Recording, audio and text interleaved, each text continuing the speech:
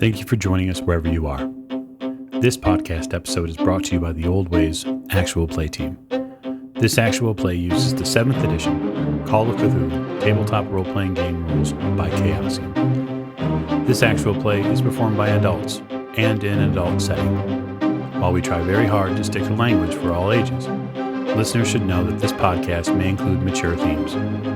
All content, including names, places, events, companies, and etc., that may bear resemblance to entities living or dead, is strictly coincidental. My name is Michael Diamond, and for tonight's game, I will be your keeper.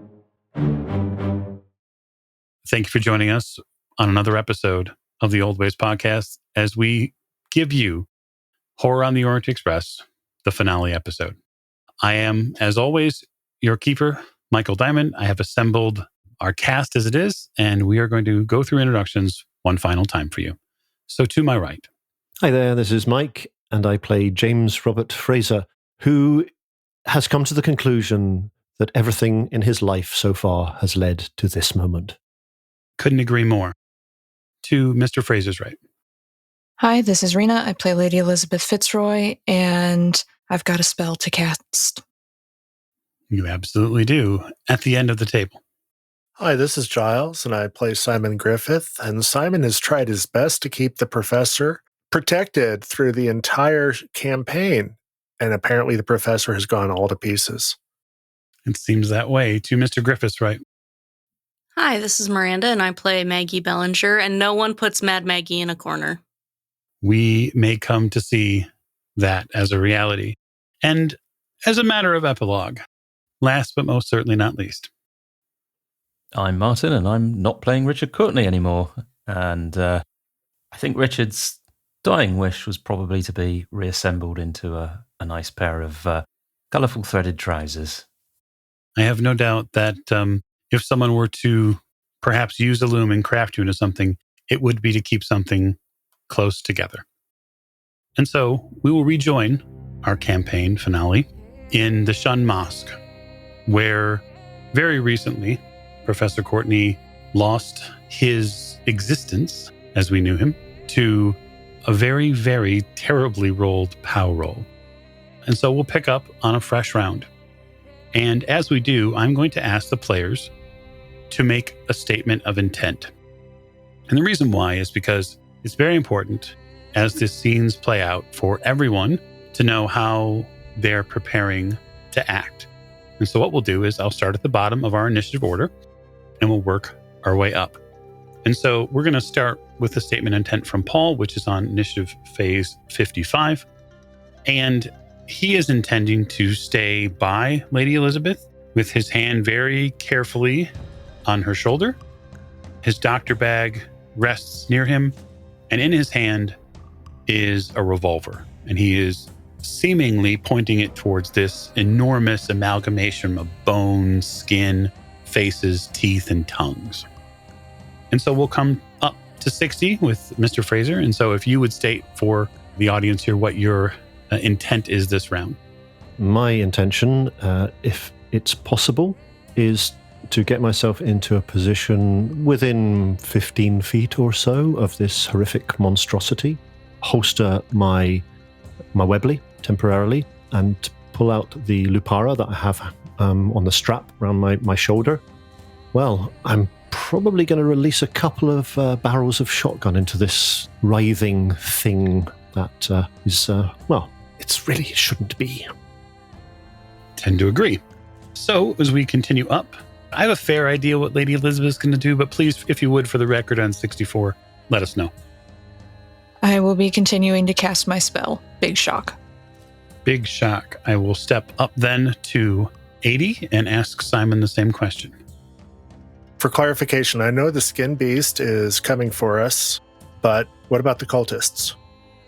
So I would just say that their intent is to turn towards the group and what sounds like a commotion at the back of the mosque as those two doors, that the main doors lead into the mosque, were opened and breached, and there are people surging in, or at least somewhat of a large commotion coming in from behind you.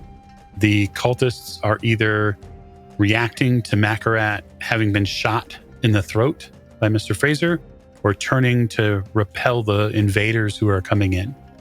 That's what you'd be able to see. Understood. So the cultists are confused at this point. They're not targeting us. Is the beast indiscriminately pushing through them or stepping on them and so on to get to us? The beast seemed hyper-focused on getting to Lady Elisabeth. It had met the professor's gaze, and then after the professor became, we'll just say, unraveled, it locked its gaze on Lady Elisabeth. Simon is going to raise the Thompson towards the skin beast because the cultists at this point are not a threat, and target it. Okay, so you're planning on targeting the skin beast. Very good. And so I would just say then, for you, Miss Bellinger, who would be on 90, what will you be doing? Okay, so when we last left off, Maggie had been thrown against the wall by this flesh beast. She is still in a bout of violent madness. Right. And she doesn't really want to waste time on that. She sees the pieces in the alcove. She has a knife on her. There isn't anyone immediately around her to be violent against. And I've been thinking about this in our time between games and a little bit when we left off too, that I feel like the most reasonable, level-headed course of action for Maggie Bellinger is she locks eyes with the pieces and she knows what she has to do. And she takes the knife and she slides it just under the skin on her shoulder. And she wants to start peeling down her arm like a banana, starting at the top and take a big, long slice down her arm.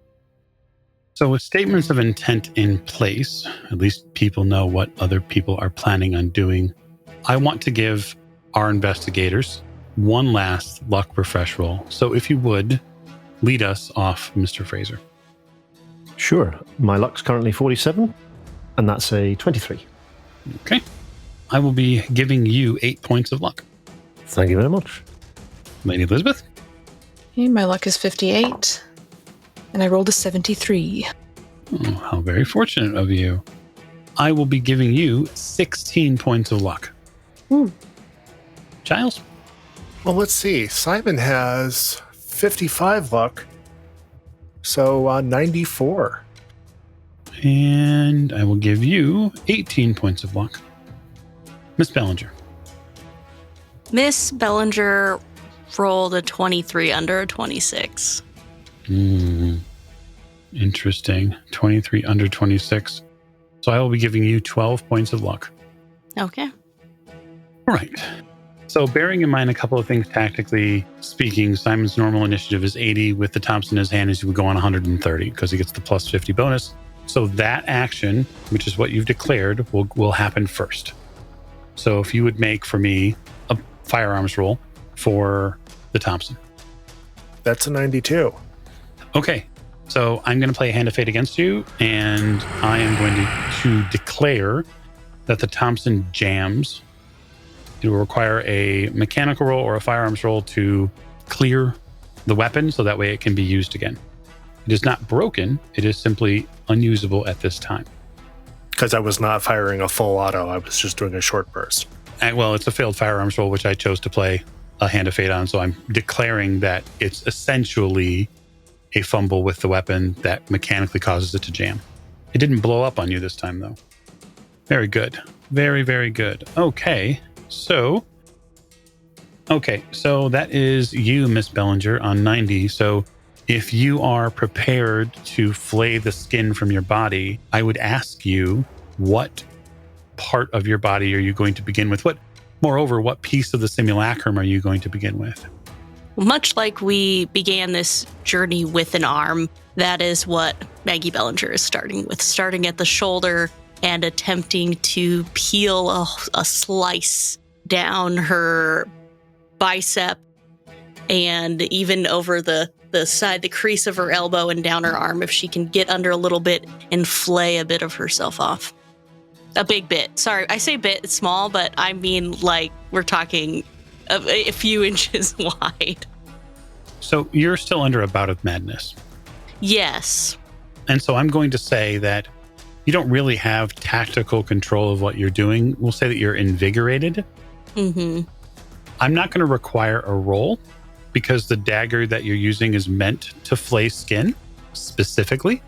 And so what I'll ask you to do is I will ask you to make a constitution roll to see if you can live through the sort of audacious part of what you're doing. Okay.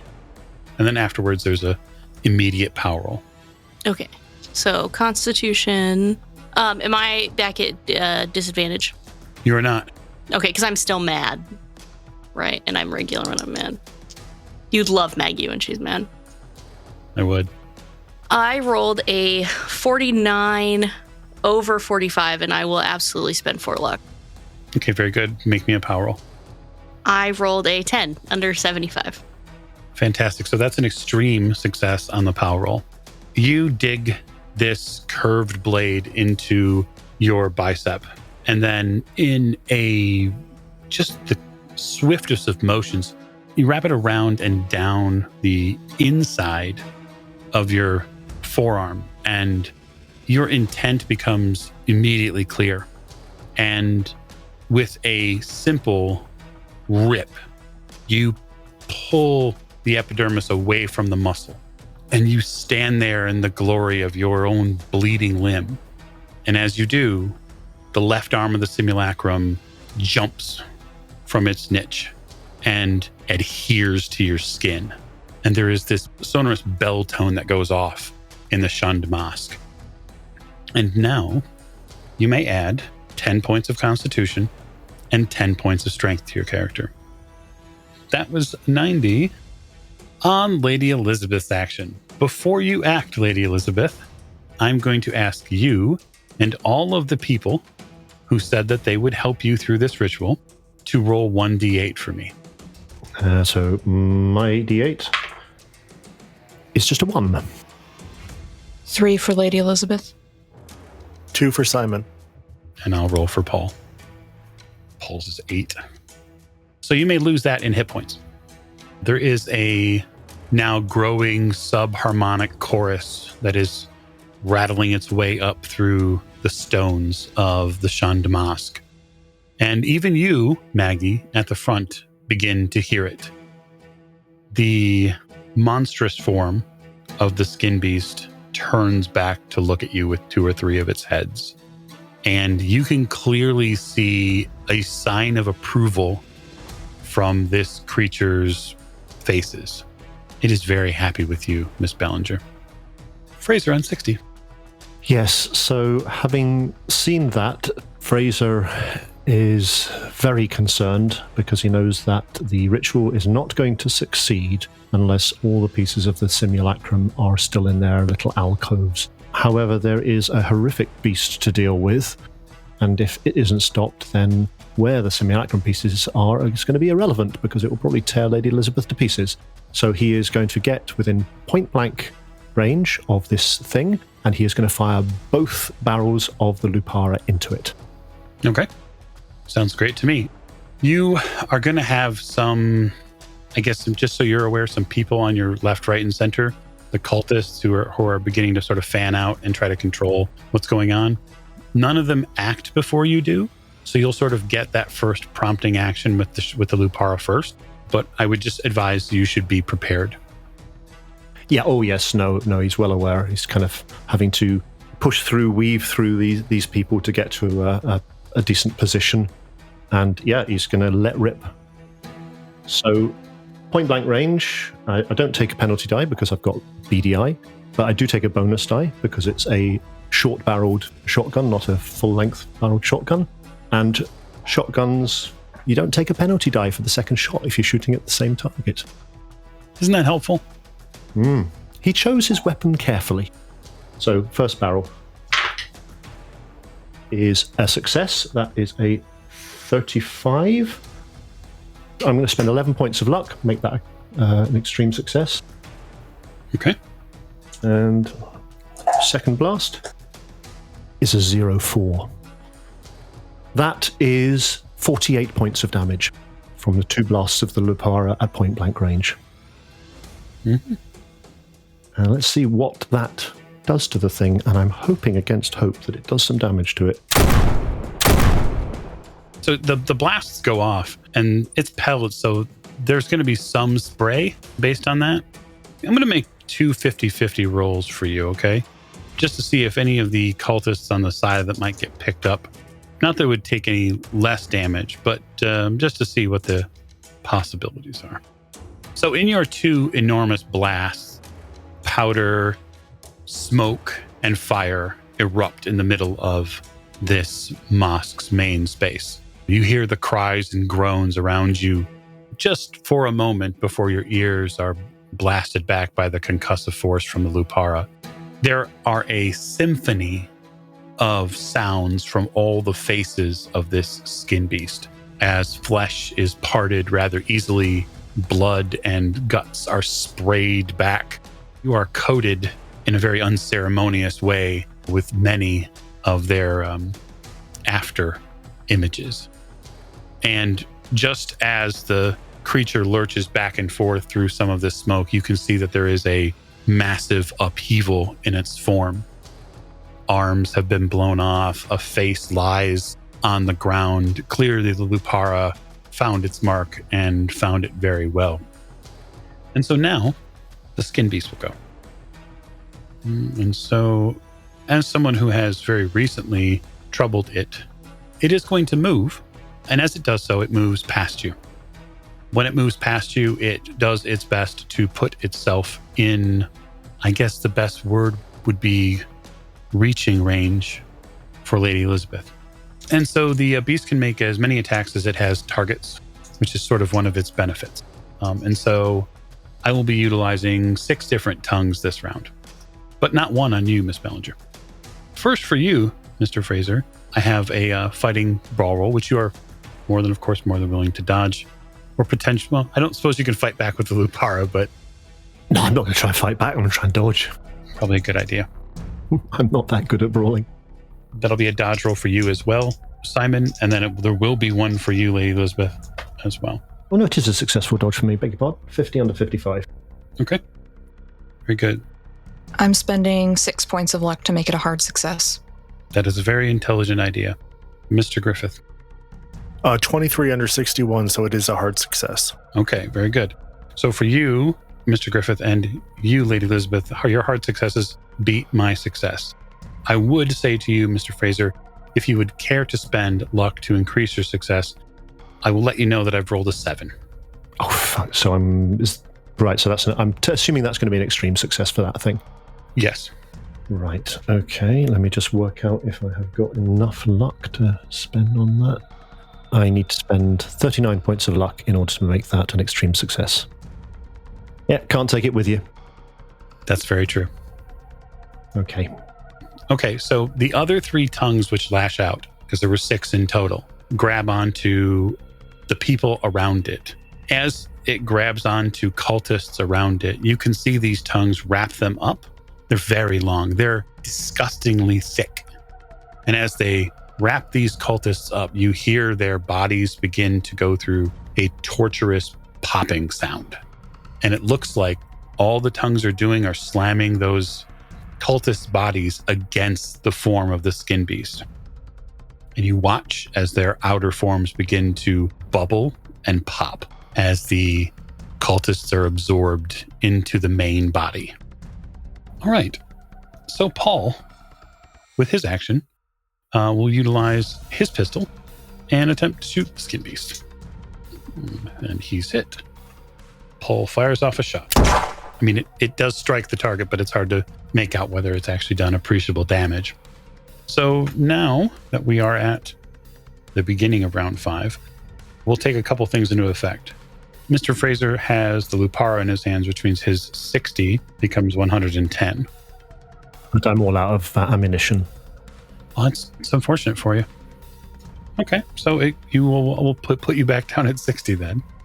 And then Simon, you have really 2 choices as far as I see it. You can either drop the Thompson. Basically, either way, you're not going to get a 50 plus bonus to your initiative because you'd have to use your action to fix the Thompson. That's one choice you have. Or you can drop the Thompson and go to a different weapon. But even if it is a pistol or some other rifle, you wouldn't get your initiative bonus until you had it in your hand and you were intending to use it. So you'll stay at 80 for the moment, no matter what your action is. which leaves us at the top of the round with, technically, Paul, as he gets his bonus to his initiative. And so he'll shoot again at the beast. Paul shoots again, this time finding an eyeball on one of these creatures' faces. And he says out over the air, I don't know how long we're going to last. Before your action, Maggie, several, we'll just say irregulars, joined the scene. So there are men with rifles.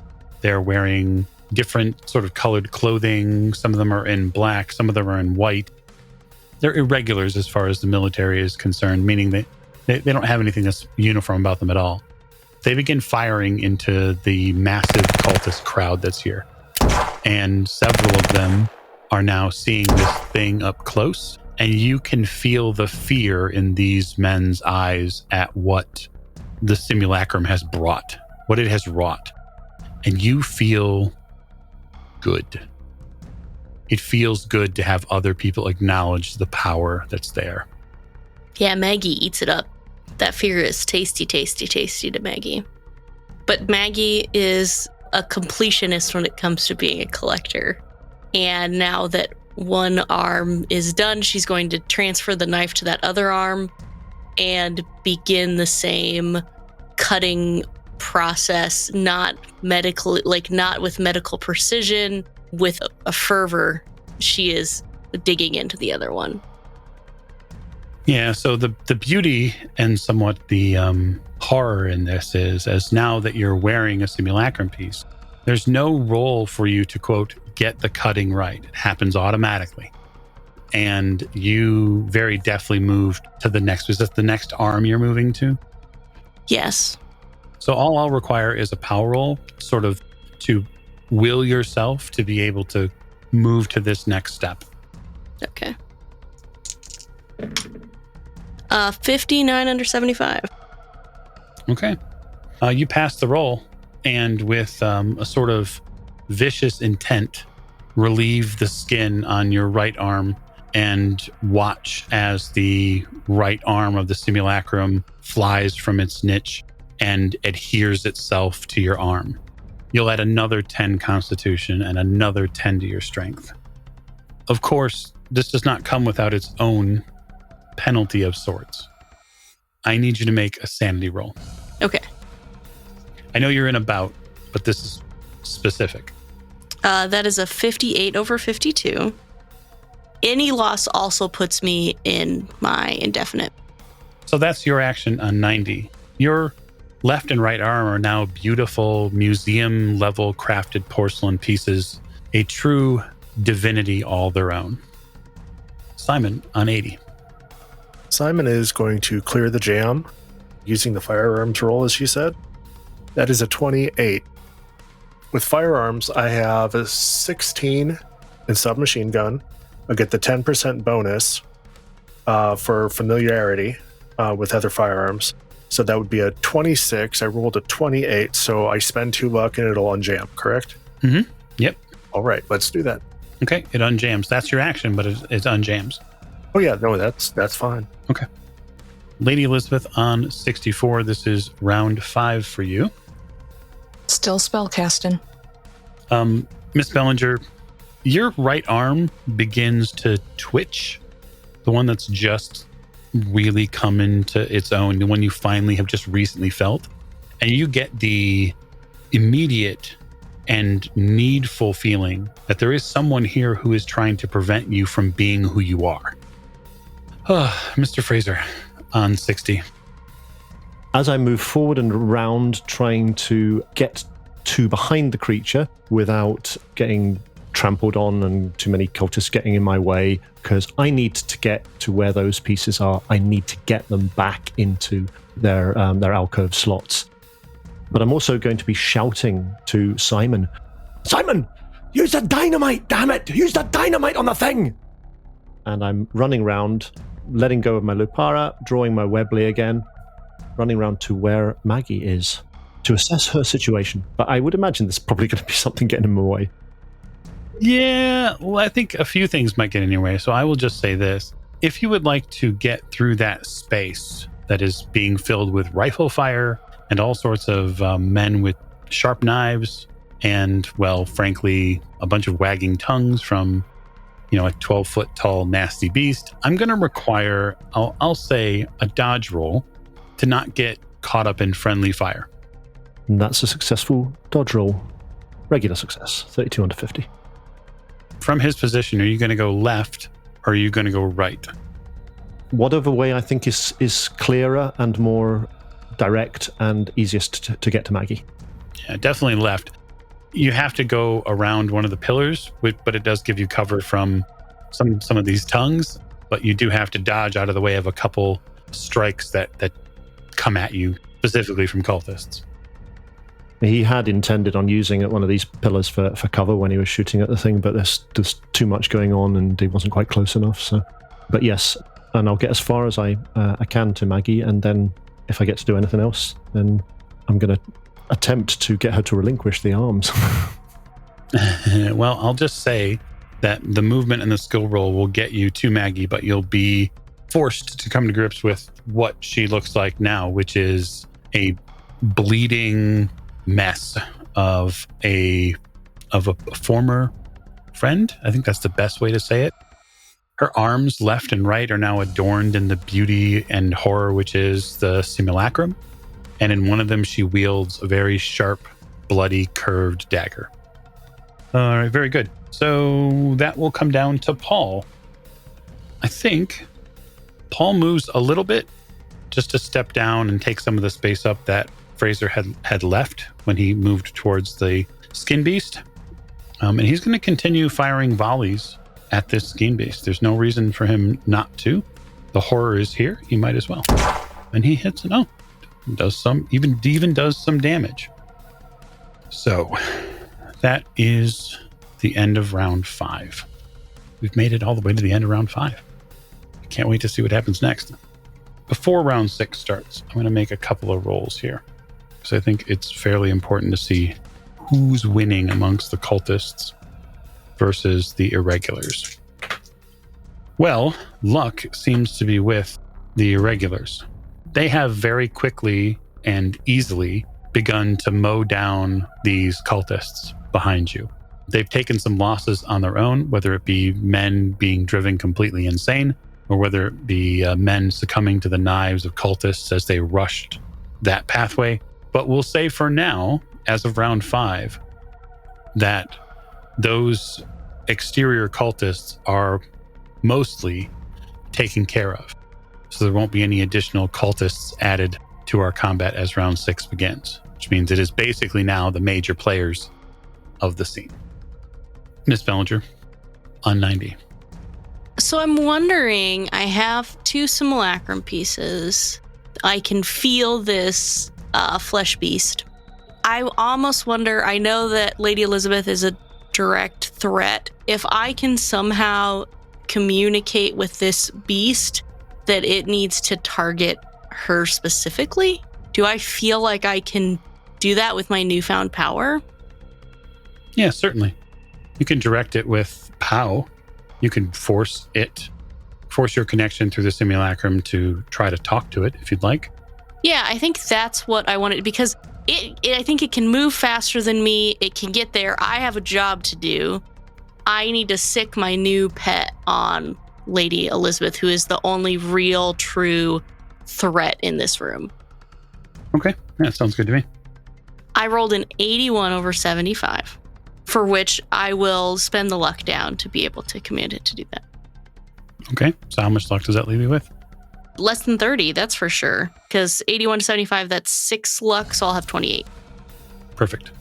The voices in your head get an accompaniment, a choir, a chorus of male and feminine voices reach out to you, and they simply say, "She will be consumed at once." And you are left with the vision that to your right side, Mr. Fraser has arrived at the main circular area with a weapon in hand. So Simon on 80. Now that Fraser's out of the way, because he didn't want to do anything last time with Fraser being up close and personal with the beast, Simon will reach into his jacket. He's got the Thompson on a strap. He's going to let go of the Thompson, so it's hanging at his side. reached into his jacket, pulled out the prepped 2 sticks of dynamite, pinch it to a 5-second fuse, and toss it. Okay. So lighting the fuse is simple and easy enough. But as we all know, if you're going to make a dynamite roll, you're going to use throw. So go ahead and give me a throw roll. That's a 0-4. Oh, my. Quite the dynamite roll. So what I'll have you do is I will have you roll 4d10. And that'll be 19 points. So here's what we're going to do. Because it's 2 sticks of dynamite, I'm going to multiply that amount by 2. And so it's 38 incoming. So the creature will take a portion of that. So the damage is 4d10 in a 3-yard radius. So that's not necessarily great. So if I double that amount, if I double the damage, I double the radius. That only seems right. So it's technically 8d10 damage dealt out over 6 yards. 6 yards is 18 feet. You are likely in the blast radius when you throw this. So here's what I'm going to say. You deal 38 damage, roughly speaking, to the creature before its armor is taken into account.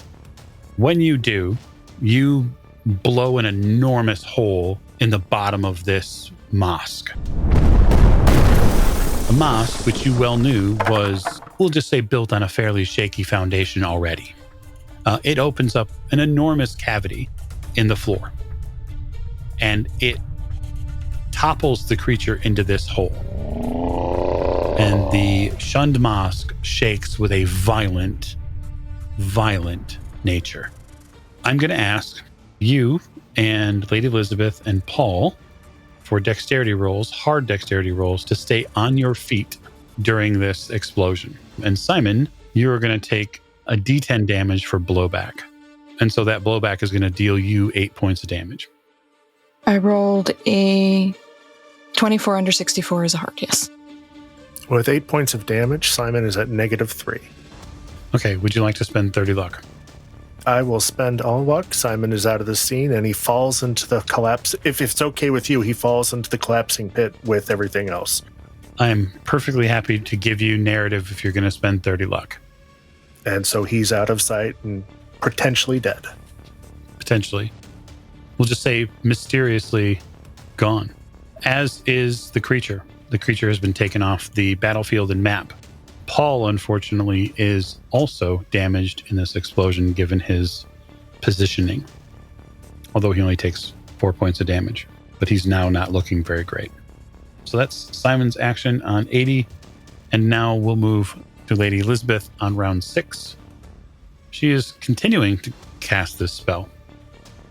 With everything I got. Yep.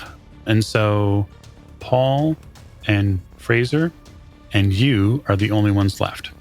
So that's 3. The spell requires 5, which means you, the caster, and one other person within that group of people are going to take the overflow requirements. So both you and Fraser roll me d8s, if you would. That's a 3. Okay, lose 3 points of magic. 5. Okay, lose 5 points of magic. And then you'll take an additional d8, Lady Elisabeth, and then you'll select who amongst your group is going to take the other one. Paul's not looking too well, is that correct? Yeah, he's not. So I'm going to grit my teeth and take it from Fraser. Okay, so you can both roll an additional d8. Now remember, once you're out of magic points, it'll go into hit point draw. So roll a d8 if you would. I currently have 4 magic points remaining, and I rolled a 4. You're out. And that's just a 2 this time. So how many magic points do you have left then? Other people wouldn't know, but the spell says it takes all of my magic points except 1, so that goes into hit points now? It does. Okay. And being read enough into the spell, you understand round 7 could be very interesting for you. But we're not there yet. Maggie, your limbs are on fire. Not literally, but you feel a force trying to rip the simulacrum arms off your body. And the skin beast seems to have been obliterated in an enormous explosion in front of you. Mm-hmm. You had to somewhat guard yourself from all of the loose tongues and flesh that splattered your body. Not that they're a danger to you, but just you have to be able to see. And now you have a clear line of sight across this bombed mosque at Lady Elisabeth, with Paul standing in front of her to guard her, Fraser to your right, and all these climactic moments. Mm-hmm. It is now your action on 90. I'm so torn because they're trying to stop me, but also I get more power from the simulacrum. So if I can assemble my pieces faster and then go after them, that's hard. I think I'm going to go for one more piece before I try to kill Paul. I guess probably Paul first. So what Maggie's going to do next, this is the most reasonable course of action if you know this, is going to rip open her dress and begin carving at the flesh on her chest and her stomach. I'm going for the torso next. Okay. So I'll have you make a power roll. That's a 52, so that's a pass. Okay. So you give yourself a very clean and dignified cut directly down the center of your clothes from the neckline all the way to the waistline. Now, this happens in front of you, Fraser. And so since it's happening in front of you, I'm going to have you make a sand roll as Miss Bellinger flays essentially her torso skin open wide. I rather thought you might. Opening myself up like a jacket for you, Fraser. Thank you for that. Here we go. Yeah, that's not a success. It's 52 over 46. Okay, so I am going to say, I think this is probably a D6 sand loss. Sounds fair to me. We'll see what my bloody tongue D6 is asked for. That's a 6. Fantastic. I'm indefinitely insane. Okay. I will say this, in all fairness, I have no hands of fate to play for you, for or against. Fair enough. They've all been cleaned, so... Comes a point where you just got to grit your teeth and bear it. Absolutely. Okay, so let's sort out some... You benefit from the fact that there's an investigator in your party still left who's here. So it's not a long-term bout, it's a short-term real time. True enough. Oh, boy. Oh, this sounds groovy. So I am going to, as you have done before in previous episodes, I've rolled an 8. And so your alter ego arrives for all of us. Oh, boy. The hero's personality undergoes a complete transformation and is replaced by one completely different for 1d10 rounds, and that is 4 rounds. The alter ego is a mere opposite. Some of you may remember this alter ego. We'll ask you to take on that persona in the coming rounds. So, yeah, Fraser sees what is happening to Maggie, what she's doing to herself.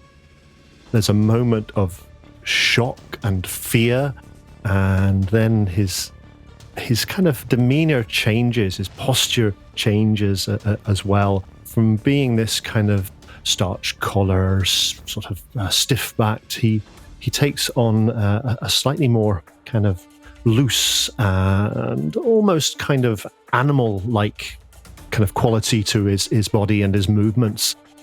He's got his gun in his hand and he just kind of looks at it and he looks at Maggie and he just starts laughing. Maggie Bellinger, as I live and breathe, what have you done to yourself, you wee bism? Come here, take my hand off your face, you. Well, I've told you before, you are a disgrace to me. You're a disgrace to everyone here. I've got a bone to pick with you. This has been a long time coming. And I'm just going to walk over to her and say, you'll see how you like this, you wee bism. And he's going to backhand her across the face with the hand that's holding the gun.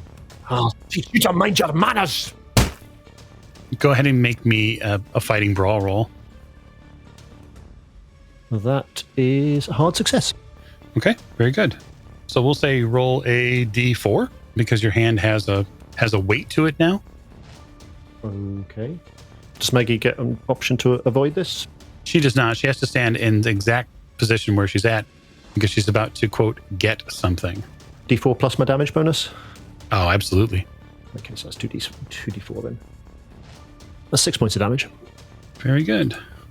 So, Miss Bellinger, you might have to, because of the plus 20 to your con, you might have to look at adjusting your hit points because you likely have more hit points than you did when you walked in the mosque. Oh, okay. How would that adjust my hit points? Because my con has gone up 20, but then it didn't automatically give me more hit points. Yeah, it ups your max. Yep. So would I get those hit points or just my max goes up? No, your max goes up, but it's important for what you're going to get next. So you get rocked across the face. You feel the pain, but it's quickly salved over by a cage placed around the center of your body as the torso, like a butterfly, flits off of the wall, opens for just a mere moment. There's a seam for a mere moment, and it clasps around your body like a clamshell. And it puts you in this sort of ultra restrictive position. And so that your back is slightly arched now, and you're somewhat moving like a skeleton or a zombie like would in the Thriller video. But you now have something more. Doesn't add to any of your stats, but what it does do is it gives you 2d10 hit points. And so you can raise your hit point total currently by 12. And there's sort of a baleful glow now for those of you who are looking at Miss Bellinger. She is beginning to exude an aura all her own. You see, Lady Elisabeth, from your position as you're continuing to incant, you're feeling the weight of the moment. You're desperate to be able to do something to get this completed. And you see Paul step to the edge of the hole. And he doesn't bother looking down. He doesn't bother checking on you. He raises the pistol and he shoots Miss Bellinger. That'll hit. It's nothing special, but it will definitely hit. So take 8 points of damage from Paul. You get shot in the thigh. Well, that's perfect because that just gives me an opening with which I can cut my skin from. So thank you, Paul. All right. So we begin now at the top of round 7. And that is you, Miss Bellinger. So you have to your right someone who has accosted you with a pistol. Mm-hmm. You have been shot now and are bleeding from the leg. Mm-hmm. It's your action. I want to stab Fraser. So that is a fighting brawl roll.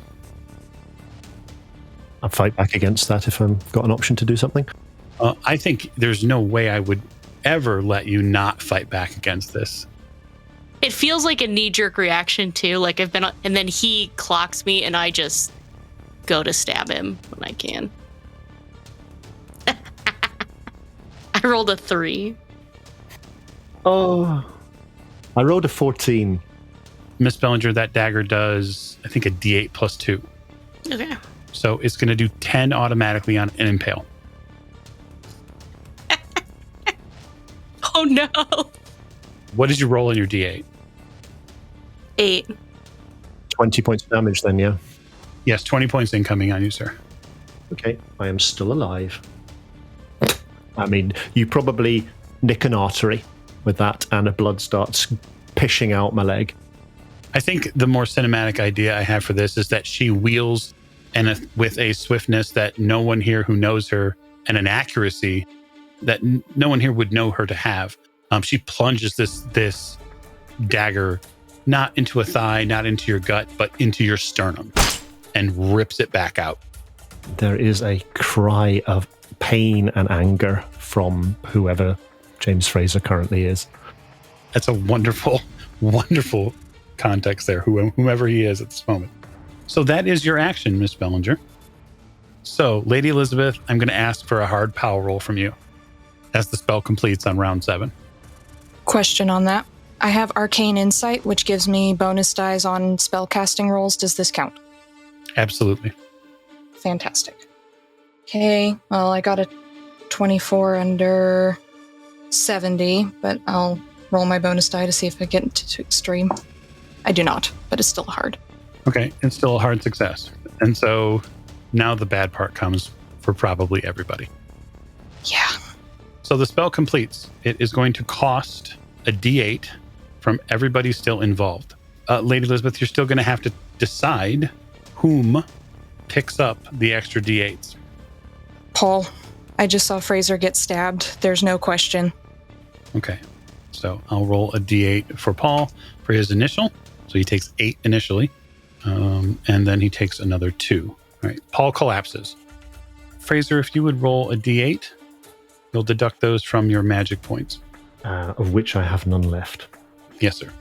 I will tell you right now, before I roll this D8, I am on 3 hit points. Ooh. I just rolled a 7. Okay, so you're at 0, because you can't go negative, but you are at 0. And I will spend 1 luck point to remain conscious. That is an intelligent idea. We can start that clock now, too. Because you'll have to spend 1, and then 2, and then 4, and then 8. Or however many you can spend. I won't be spending it. Understood. Lady Elisabeth. So I rolled a 2 on my first one and a 2 on my second one. So you're into hit points for certain. Absolutely. Okay. As the spell completes, the book, the tome which you have carried for many, many a week and month now, becomes engulfed in flame. The flames ride high all the way to the ceiling of the shunned mosque, and the book bleeds onto your hands. You utter words in a tongue you have no recollection of, and you watch as the terrifying and terrible work Miss Bellinger did becomes unraveled. Miss Bellinger, the pieces of the simulacrum begin to react again to what Lady Elisabeth is doing. And unfortunately for you, they are ripped off of your body in a horrifying, ripping, and crunching sound. This will deal you a significant amount of damage. Okay. Maggie only had 11 left. Because I know the player wants this to be played as it lied, I will not pay a hand of protection for you in this matter. Thank you. You collapse into darkness. Not but 20 to maybe 25 feet from the threads that once made up your friendly professor's life. In the aftermath, Paul is finally able to stand. Fraser, your bout, your madness cools. I think his eyes kind of flicker open. He holds his head. I think the moment did the pieces explode, or what happened with the pieces? So they get ripped off the body. They come together in the space around Miss Bellinger, and they sort of outline around her body, falling one after another into rusted hunks of metal.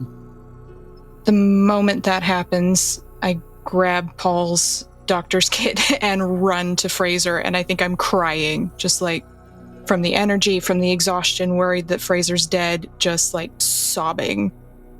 And that's what Fraser comes back to consciousness to, if he does, is just tears pouring down her face, frantically trying to first aid, though she's not a doctor or anything.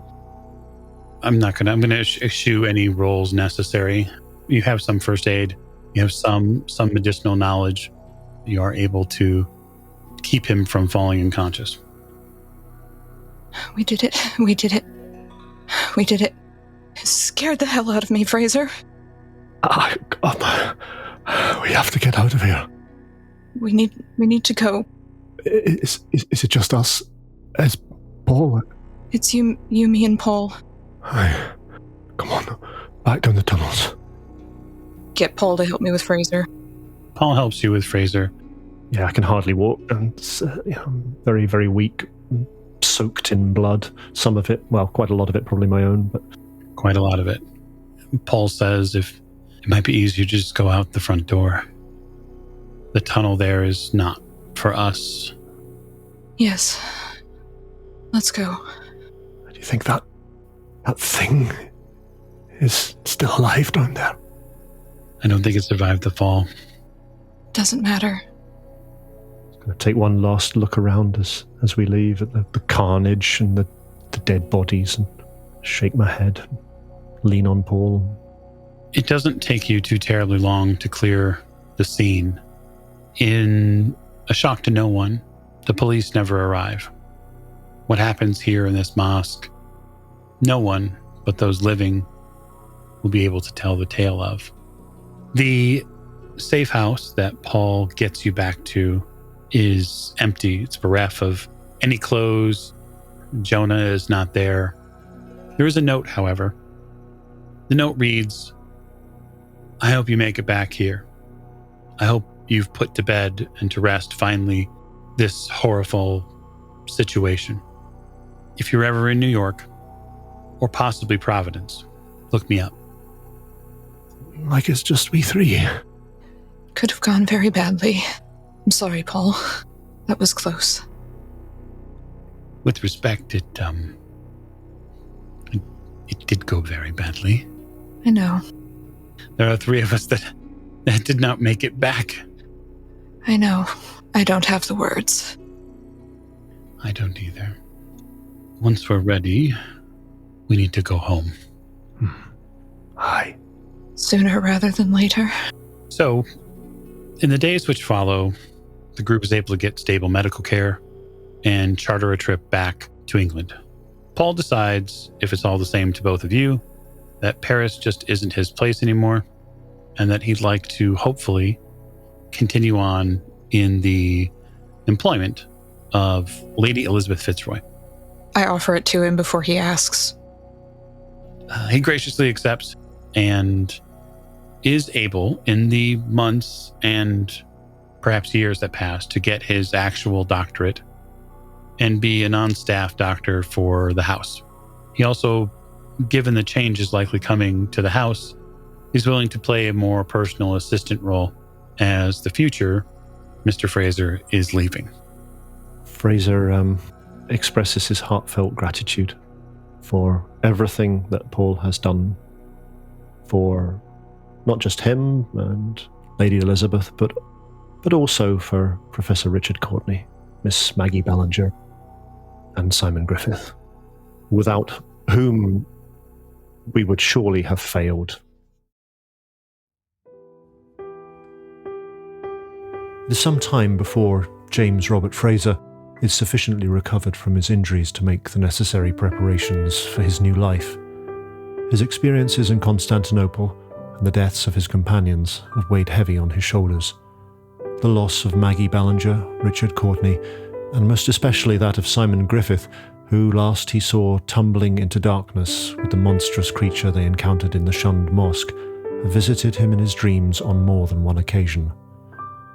But as spring becomes summer, he completes the arrangements in London and takes his leave of the house in Kensington for the last time.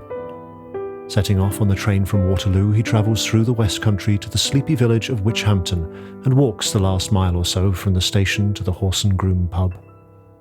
There he meets with the landlord and owner, Mr. Roberts, and after signing the deeds and making the agreed payment, he sits down by the window with his pipe and a glass of whiskey. A little later, the man he has been waiting for arrives, Mr. Francis Grant, lately head footman at the Crichton Ward estate, who has recently handed in his notice. As Francis joins him with a pint of bitter, he adds his signature to the deeds, and their glasses touch briefly before they settle into their chairs and watch the light clouds scudding across the blue skies of Dorset.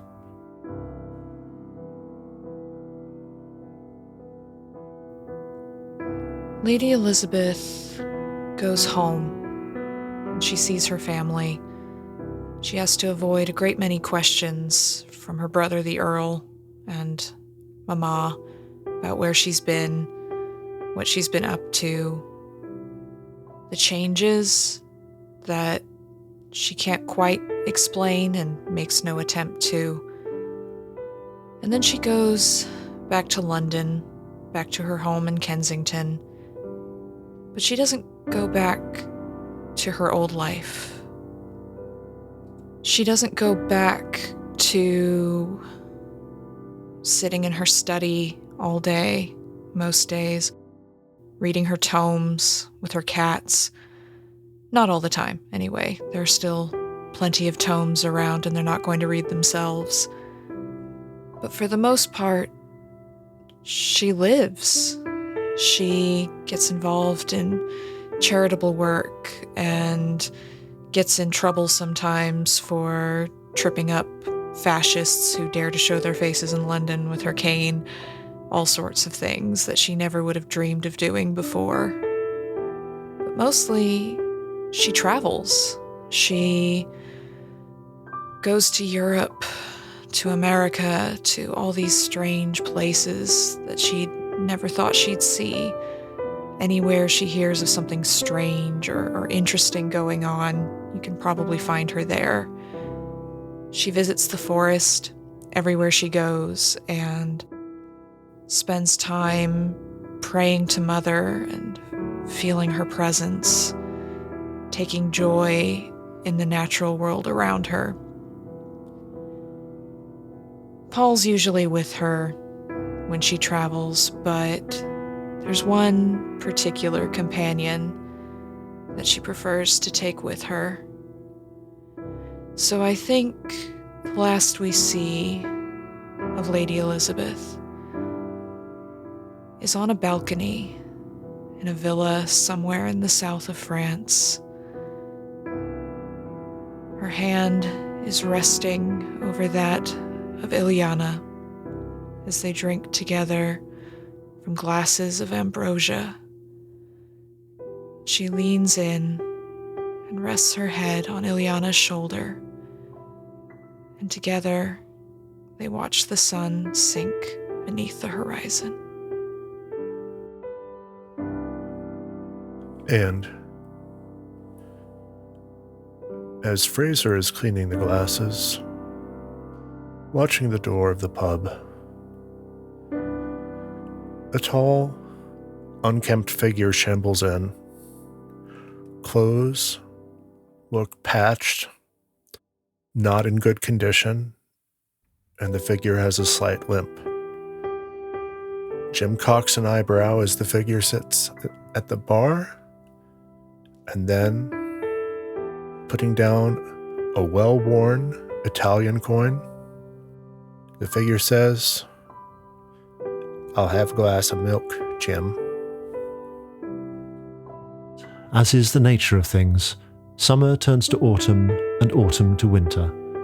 With Simon's recent unexpected and miraculous appearance at the Horse and Groom, Christmas this year looks to be a little cheerier than expected. Snow is falling, and the carol singers are treading their way from door to door. James and Francis are expecting some visitors for dinner this evening and are busily preparing the house for their arrival. The presents for Lady Elisabeth, Ileana, Simon and Paul are wrapped and under the tree. Francis is hard at work in the kitchen, and paper chains festoon the living room as a Yule log crackles in the fireplace. And, whilst the O Patria Mia aria from Verdi's Aida plays on the gramophone, James steps under the mistletoe, gently takes Francis's face in his hands, smiles, and kisses him.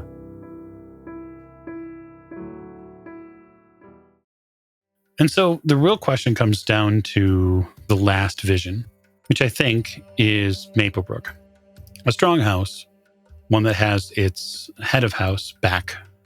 And although Lady Elisabeth has returned, she is no longer the same, as are really anyone. And so as we close our camera lens, I'll give you one last vision of that house. And unlike what you might be expecting, it isn't Lady Elisabeth reading some dusty old tome. No, not at all. You actually look in on the study of one Paul Maberhaven, who is closely studying Dr. Smith's device. And so for all of us at the Old Ways podcast, and for the cast who have been assembled to play through it for you, I wish you a good night and good luck. Thank you